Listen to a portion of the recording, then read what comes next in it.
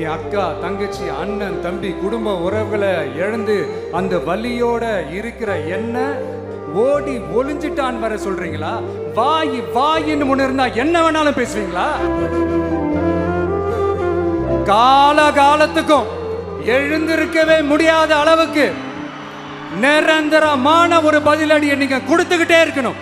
பணமா ஜனமா அப்படின்னு கேட்டா என் ஜனம் தான் எனக்கு முக்கியம். இந்த கொள்ளையை அடிச்சதுனாலதான் உங்க கரூர் கம்பெனி ஓனர் ஒருத்தர் எங்க எங்க இருக்காருன்னே தெரியாம ஓடு ஓடு ஓடு ஓடு ஓடு ஓடு ஓடு ஓடு வராம் பாரு வேட்டக்காரன். இன்னொருத்தர் ஃபாரின்ல போய் ஒளிஞ்சுக்கிட்டார். ஃபாரின் ஸ்டாலின் சார் நினைச்சிட போறீங்க, அவர் இல்லை. எனக்கு எப்பவுமே ஸ்டாலின் சார் மேல ஒரு தனி பாசம் ஒன்று உண்டு. அவர் கிடையாது, இவர் வேற. பார்ட்டி ஃபண்டுன்னு தான் சொன்னேன். அது எந்த பார்ட்டி, என்ன ஃபண்டு, யாரு, என்ன பேரு எதுவுமே சொல்ல. பார்ட்டி ஃபண்டுன்னு சொன்னவனை எடுத்தாங்க பாருங்க ஒரு ஓட்டம். எப்படி இருக்கு தெரியுமா? எங்க அப்பா பீரோக்குள்ள இல்ல, எங்க அப்பா பீரோக்குள்ள இல்ல அப்படின்னு சொல்ற மாதிரி. அப்படின்னு சொன்னவங்க போய் ஒவ்வொரு கவர்மெண்ட் ஆபீஸா பாருங்க. ஒரு பைசா லஞ்சம் இல்ல, ஒரு பைசா ஊழல் இல்ல. வேலையெல்லாம் சும்மா டக்கு டக்கு டக்கு நடக்குது. மாண்புமிகு பேரவைத் தலைவர் அவர்களே, எல்லா டோரையும் இழுத்து லாக் பண்ணுங்க அப்படின்னு சொல்லிட்டு தான் பேச்ச ஆரம்பிக்கணும் போல் இருக்கு. ஏன்னா பேசிட்டு இருக்கும் போது எந்திச்சு ஓடிடுறாங்க. 5 நிமிஷம் பேசினதுக்கே குளத்தூர்ல கொத்து பரோட்டா போட்டாங்க. இந்த தீய சக்தியும் தீந்து போன சக்தியும் வேற வேறலாம் இல்ல, கூட்டு களவாணிங்க. அரசியல் சூழ்ச்சிய யாரும் யோசிக்கவே கூடாதுன்றதுக்காகவே கரூர்ல ஒரு நினைவு சின்னத்தை நம்ம டிவிகே சார்பா அமைக்கப்படும். என்னமோ இன்னமும் நீங்க தான் ஆட்சியில் இருக்கிற மாதிரி விஜய் கரூருக்கெல்லாம் போகக்கூடாது, விஜய் இங்க போகக்கூடாது, அது செய்யக்கூடாது, இது செய்யக்கூடாதுன்னு எனக்கு புரியலையே. இன்னும் கனவுலையே இருக்கிறீங்களா? முதல்ல முழிச்சு வாங்க. ஒரு மனுஷன் லைஃப்ல எவ்வளோ பெரிய ஒரு உயரத்துக்கு போனாலும் மனசளவில் சில வலிகள் காயங்கள் அதை மறக்க முடியாது இல்லையா? எல்லார் லைஃப்லையும் அப்படி தான், நமக்கும் அப்படி தான். நிறையா வலிகள் காயங்கள் எல்லாத்தையும் தாண்டி தான் வந்திருக்கிறோம். ஆனால் எல்லாத்தையும் விட ரொம்ப ஜாஸ்தியான அந்த வலியும் அந்த காயமும் எனக்கு அந்த கரூர் சம்பவம் தான்.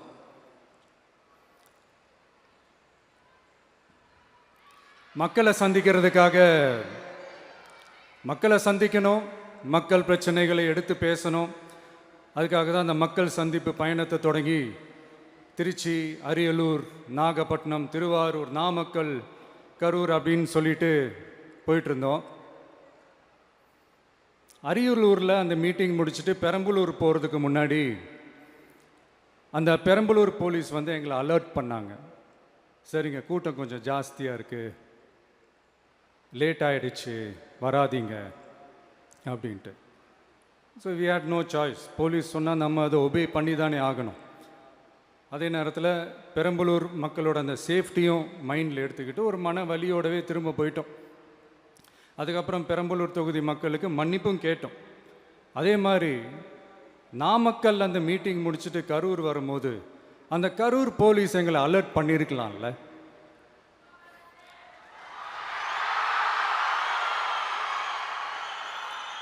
இல்லை சார், இங்கே எதிர்பார்த்ததை விட கொஞ்சம் கூட்டம் அதிகமாக இருக்குது, கண்ட்ரோல் பண்ண முடியல, வராதிங்க. அண்ட் போலீஸ் நினச்சா அவங்க அந்த மீட்டிங்கே கேன்சல் பண்ணலாம். ஏதோ தப்பாக இருக்குது, ஏதோ தப்பாக தோணுது அப்படின்னு நினச்சிட்டாலே they have all the rights to cancel the meeting. எங்ககிட்ட கேட்கணும்லாம் ஒன்றும் அவசியமே கிடையாது. ஆனால் அதையெல்லாம் எதுவுமே செய்யாமல் அந்த ஹைவேல இருந்து அந்த ஸ்பாட்டுக்கு போலீஸே எங்களை உள்ளே கூட்டிகிட்டு வந்து விட்டு அந்த நாடகம்லாம் இருக்கு பாருங்க.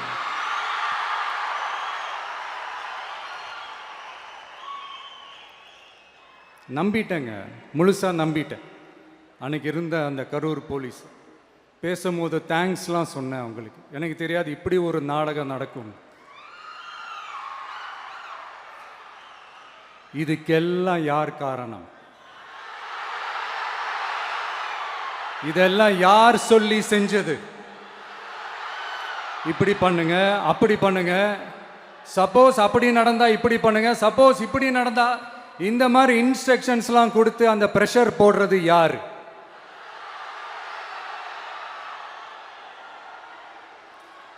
அந்த சம்பவத்தில் நம்ம யாரெல்லாம் இழந்திருக்கோம் தெரியுமா?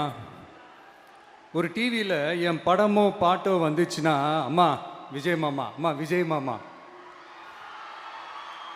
அப்படின்னு சொல்லி அவங்க அம்மா கிட்ட சிரிச்சுக்கிட்டு அந்த டிவி ஸ்க்ரீனை போய் தொட்டு முத்தம் கொடுத்துக்கிட்டு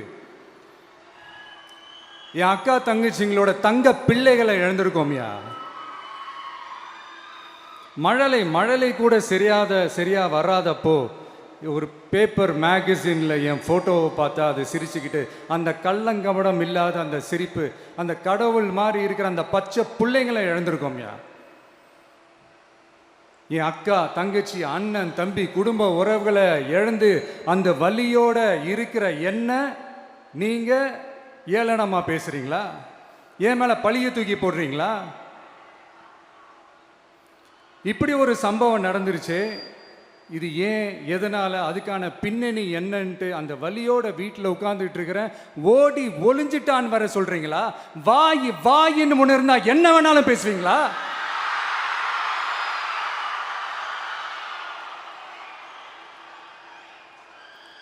மக்களே, நான் உங்களையே கேட்குறேன், அன்னைக்கு அத்தனை க்ரௌடு இருந்துச்சு, அந்த க்ரௌடுக்கு தகுந்த மாதிரி போலீஸ் பாதுகாப்பு கொடுத்தாங்களா? இந்த இடத்தை எடுத்துக்க சொல்லி நாங்க தான் சொன்னோம்னு ஒரு போலீஸ் ஆஃபீஸர் பேட்டி கொடுக்கிறாரு, அதுக்கு என்ன அர்த்தம்? இவ்வளோ வலி, இவ்வளோ காயங்கள் கொடுத்துட்டு பழியை தூக்கி நம்ம மேல போட்டுட்டு அதுல ஒரு அரசியல் ஆதாயம் தேடுறீங்களேயா? இதுல வாய் கூசாம சட்டசபையில ஸ்டாலின் சார் நம்ம மேல திருப்பி விட்டு அங்க ஒரு அரசியல் செய்றாரு, அதுக்கு என்ன அர்த்தம்?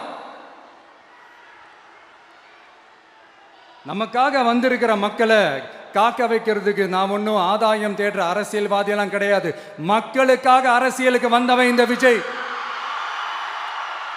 எனக்காக எல்லாமும் கொடுத்த என் மக்களுக்காக எல்லாத்தையும் விட்டுட்டு மக்களுக்காக மட்டுமே அரசியலுக்கு வந்தவன் இந்த விஜய்.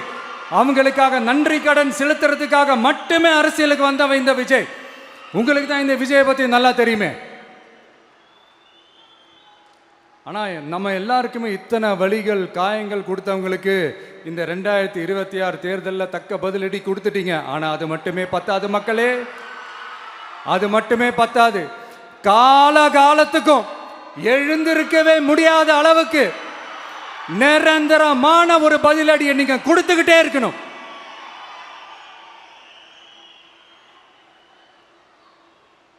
இப்படிலாம் பண்ணா நான் மக்களை விட்டு ஓடிடுவேன் நினைப்பா? யார் என்ன ஓடினாலும் நான் மக்களை விட்டு எல்லாம் ஓட மாட்டேன். அன்னைக்கும் சொன்னேன், இன்னைக்கும் சொல்றேன், நாளைக்கும் சொல்றேன், தில்லா சொல்லுவேன், கெத்தா சொல்லுவேன். பணமா ஜனமா அப்படின்னு கேட்டா என் ஜனம் தான் எனக்கு முக்கியம்.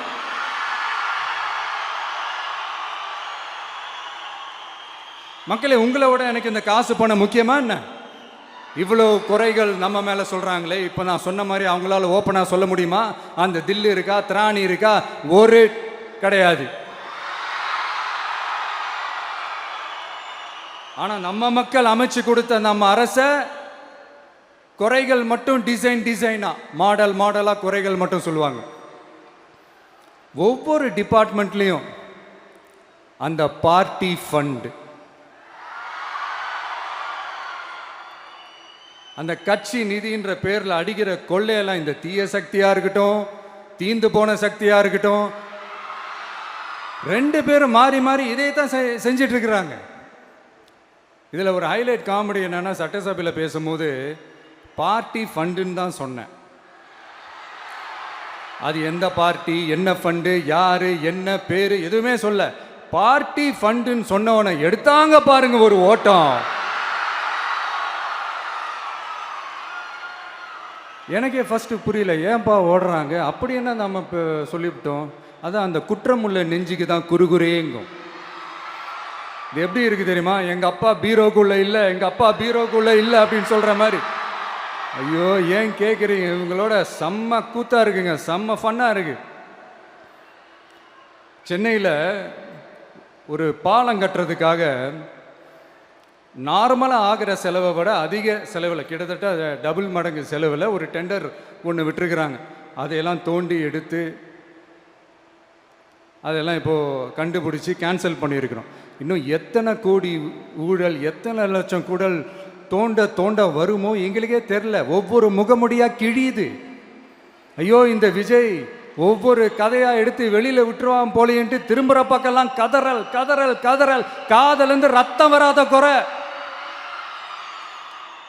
ஆமாம், இப்படி ஊழல்லே ஊறி போனவங்க இப்படி தான் இருப்பாங்க. இந்த 50-55 நாட்களில் அங்கே செஞ்ச சில விஷயங்கள்லாம் சட்டசபையிலே எடுத்து சொன்னேன். பட் இங்கே ஒரு சில விஷயங்கள் சொல்லணும்னு நினைக்கிறேன்.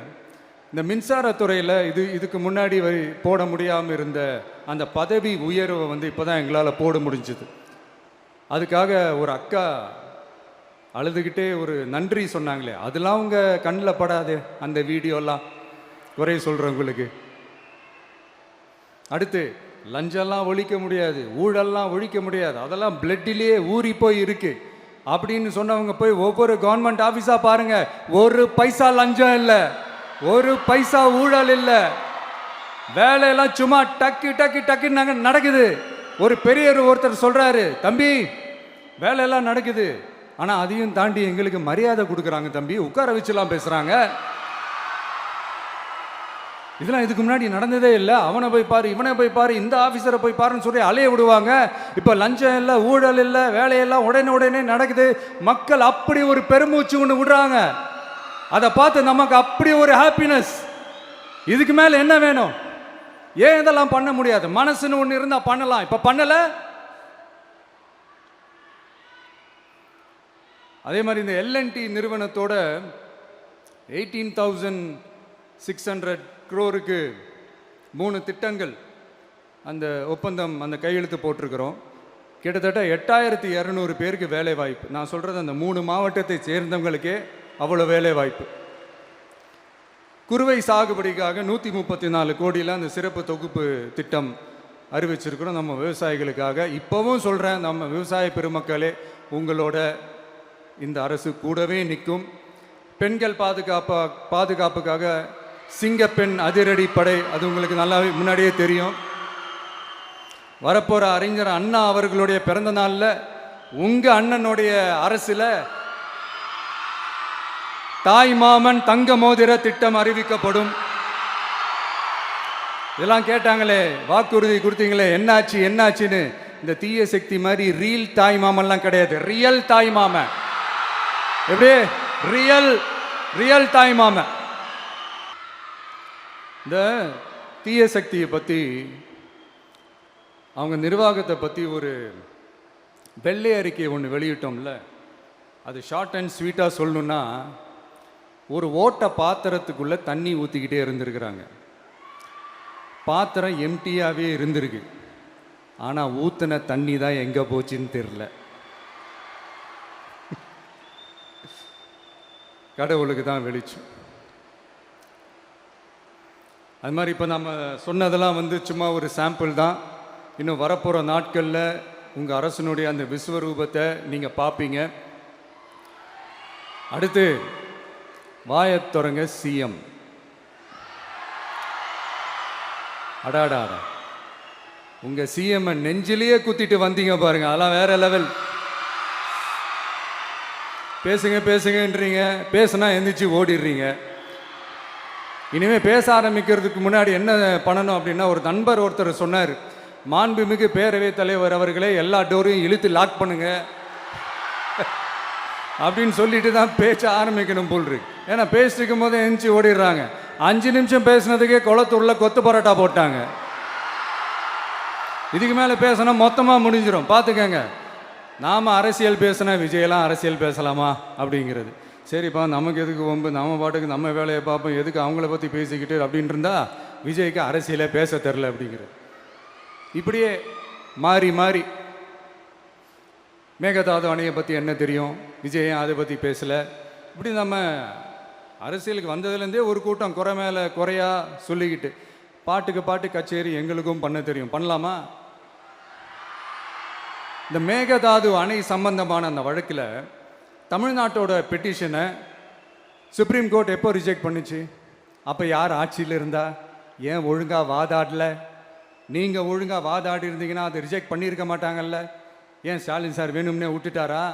ஏன் இப்படிலாம் கேள்வி கேட்கலாமா? இப்படிலாம் கேள்வி கேட்டால் தான் மேகதாது அணையை பற்றி பேசுனதா அர்த்தமா?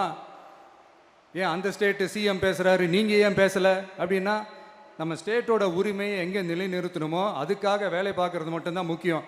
சும்மா சவால் விட்டுக்கிட்டு சீண்டிப்பார், நான் யார் தெரியுமா, தொட்டுப்பார், இப்படிலாம் பேசிக்கிட்டு இருந்தால் வேலைக்கு ஆகாது. சும்மா பேசி பேசி பிரச்சனையை வளர்த்துக்கிட்டு யார் மேலேயாவது பழியை தூக்கி போட்டுட்டு அப்புறம் மக்களை அம்போன்னு தெருவில் விட்டுட்டு இப்படி தான் ஒரு அரசியல் பண்ணணும்னா அந்த அரசியல் நமக்கு தேவையும் இல்லை, அதை நம்ம செய்யவும் போகிறதில்ல. Talk less work more mode தான், அதுதான் நம்ம பாலிசியே.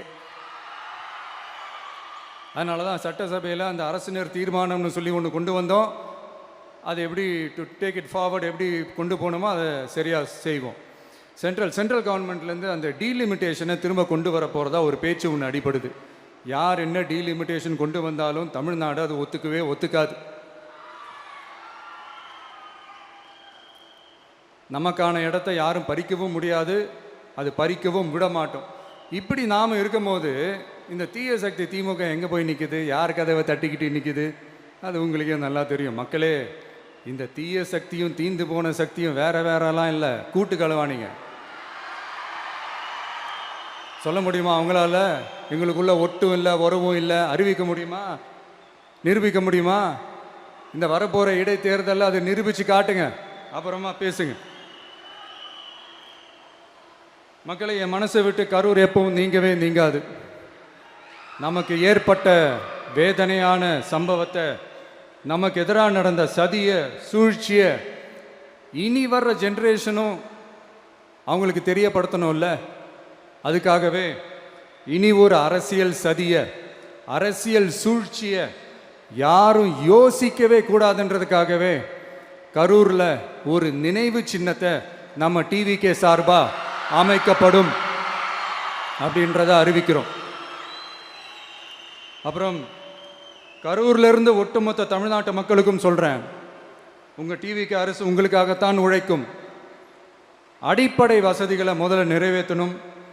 ஒரு பக்கம் நிதி நிலைமையை சரி செஞ்சுக்கிட்டே இன்னொரு பக்கம் அப்படியே நாம் சொன்னதில் ப்ரையாரிட்டி பார்த்து ஒவ்வொன்றா படிப்படியாக நிறைவேற்ற ட்ரை பண்ணுவோம். இது எப்பவும் உங்களுக்கான அரசாக தான் இருக்கும். இந்த விஜய் உங்கள் விஜயாக தான் இருப்பான். நீங்கள் உரிமையோட உங்கள் கவர்மெண்ட்டை நீங்கள் அணுகலாம். இந்த தீயசக்தி ஆட்சி முடிஞ்சு பொட்டிக்குள்ளே போனதுலேருந்து என்னென்னமோ பண்ணுறாங்க, இது ஏதோ பேசுகிறாங்க, சோஃபாங்கிறாங்க, வாஷிங் மிஷினுங்கிறாங்க. இந்த அரசியல் வியாபாரம் பண்ணுறதுக்கான அந்த வெண்டிங் மெஷினே அவங்க தான். யார்? இந்த திமுக. இதில் நம்மளை பார்த்து வாஷிங் மிஷினுங்கிறாங்க. எலெக்ஷனில் ஓட்டுக்கு காசு கொடுக்குற அந்த கலாச்சாரத்தையே, அந்த கல்ச்சரை அடித்து நொறுக்கி இருக்கிறோம். எலெக்ஷன்லேயே அப்படி வேலை பார்த்த நமக்கு எதுக்கு இந்த குதிரை, கழுதை, ஒட்டக பேரெல்லாம்? மக்களின் பக்கம் அப்படி இருக்கும்போது நமக்கு எதுக்கு இந்த பேரெல்லாம்? இந்த திருட்டு திமுக ஆட்சியை வச்சுக்கிட்டு ஊரடிச்சு ஒலையில போட்டு இந்த கொள்ளையை அடிச்சதுனால தான் உங்க கரூர் கம்பெனி ஓனர் ஒருத்தர் எங்க எங்க இருக்காருன்னே தெரியாம ஓடு ஓடு ஓடு ஓடு ஓடு ஓடு ஓடு ஓடு வராம் பாரு வேட்டக்காரன் ஓடினே இருக்கிறாரு. இன்னொருத்தர் ஃபாரின்ல போய் ஒளிஞ்சுக்கிட்டார். ஃபாரின் ஸ்டாலின் சார்ன்னு நினச்சிட்டு போறீங்க, அவர் இல்லை. எனக்கு எப்பவுமே ஸ்டாலின் சார் மேல ஒரு தனி பாசம் ஒன்று உண்டு. அவர் கிடையாது, இவர் வேற. சிங்கப்பூருக்கு செக்கப்புக்கு போனார்ல அவரு. இன்னும் தோண்ட தோண்ட எத்தனை பேர் மாட்ட போறாங்களோ தெரியல. உங்ககிட்ட யாராவது லஞ்சம் ஏதாவது கேட்டாங்கன்னா கொடுக்க முடியாது சொல்லுங்க, நான் இருக்கேன் உங்களோட. அப்படியே யாராவது ஃபோர்ஸ் பண்ணாங்கன்னா இது எங்க மகன், எங்க புள்ள, எங்க அண்ணன், எங்க தம்பி, எங்க விஜய், எங்க விஜயோட ஆட்சின்னு ஸ்ட்ராங்கா சொல்லுங்க. மக்களே, நீங்க கூட இருக்கும் போது லஞ்ச ஊழல் மட்டும் இல்லை, அதிகாரத்தை வச்சு ஆட்டம் போடுற யாரா இருந்தாலும் அடங்கிடுவாங்க. இந்த கடமை கண்ணியம் கட்டுப்பாடுன்ட்டு ஒரு காலத்தில் கொள்கையோடு இருந்த கட்சியெல்லாம் இன்னைக்கு எப்படி இருக்கான்னு உங்களுக்கே தெரியும். அதாவது இந்த டிவிகே கட்சியோட தலைவரை எதிர்க்கிறதுல ஒரு நியாயம் இருக்கு. ஏன்னா உங்கள் பொழப்பில் மண்ணள்ளி போட்டான். என்ன இந்த ஊழல் லஞ்சம்லாம் பண்ண மாட்டேன்னு சொல்லி உங்கள் அரசியலையே ஒரு தெருமுனைக்கு கொண்டாந்து விட்டான். மக்கள் வேற அவனை தான் நம்புகிறாங்க. ஸோ இந்த விஜயை எதிர்க்கிறதுல ஒரு அரசியல் நியாயம் இருக்குது, அதை புரிஞ்சிக்கலாம்.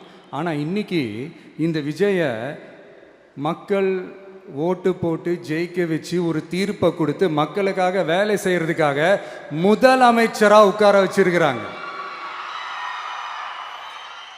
என்னமோ இன்னமும் நீங்கள் தான் ஆட்சியில் இருக்கிற மாதிரி விஜய் கரூருக்கெல்லாம் போகக்கூடாது, விஜய் இங்கே போகக்கூடாது, அது செய்யக்கூடாது, இது செய்யக்கூடாதுன்னு எனக்கு புரியலையே. ஆட்சியில் இருக்கும் போது தான் இவ்வளோ கட்டுப்பாடெல்லாம் போட்டிங்க, எஸ்ஓபிஸ்லாம் போட்டிங்க, ஸ்டாலின் சார் ஆப்ரேட்டிங் ப்ரொசீஜர்லாம் போட்டிங்க. இப்போவும் அதே பண்ணிட்டு இருந்தீங்கன்னா என்ன சார் நியாயம்? இல்லை நான் தெரியாமல் தான் கேட்குறேன். இன்னும் கனவுலையே இருக்கிறீங்களா? முதல்ல முழிச்சு வாங்க, ரியாலிட்டிக்கு வாங்க. உங்கள் ஆட்சியெல்லாம் வீட்டுக்கு போய் டிவிக்கேன்னு ஒரு ஆட்சி வந்து ரொம்ப நாள் ஆச்சு. ஒழுங்கா படி என்று சுப்ரீம் கோர்ட் ஓங்கி மண்டேலியே நறுக்கு நறுக்கு நறுக்கு என்று செம்மட்டியாலே அடிச்சும் இந்த திமுக முழிச்சிக்கல அப்படின்னா அப்போ கொஞ்சம் கஷ்டம்தான். வெற்றி தோல்வியெல்லாம் அரசியலில் சகஜம் சார். அதுக்காகலாம் வெறி பிடிச்சி இந்த பதவி வெறி பிடிச்செல்லாம் அலைய தேவையில்லை. நல்ல விதமாகவே சொல்கிறேன், நியாயமான அரசியல் பண்ணுங்க. ஓ அதுதான் உங்களுக்கு தெரியாதுல்ல? இந்த தீய சக்தி திருத்தவும் முடியாது, அவங்களா திருந்துவாங்கன்னு பார்த்தா அதுவும் நடக்க போகிறதில்ல. அதனால் வரப்போகிற இடைத்தேர்தலில் மக்களே இந்த தீய சக்தி திமுகவை நல்லா வெச்சு வெளுத்து விடுங்க.